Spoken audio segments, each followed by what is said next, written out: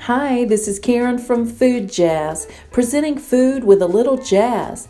Today I'm making my chili recipe.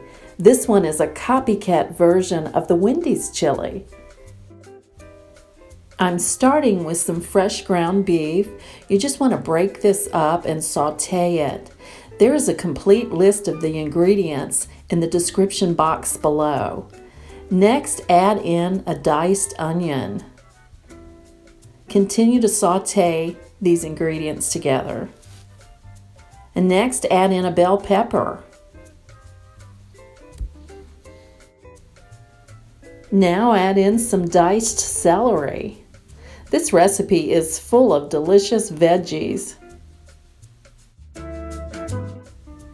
Next, add in the spices. I'm using lots of chili powder.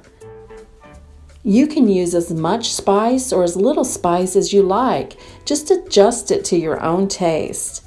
And for a complete list of those spices, check the ingredient list in the description box below. Stir everything together well and saute it for a couple of minutes.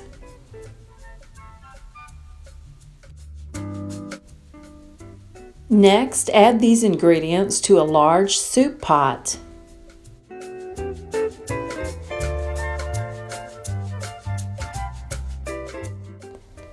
Add in some drained pinto beans, along with some drained kidney beans. Next, add in some tomatoes in juice. And you'll need about 4 cups of tomato juice.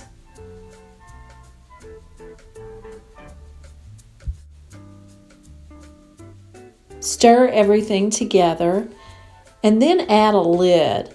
And you want to cook this on medium-low for a couple of hours.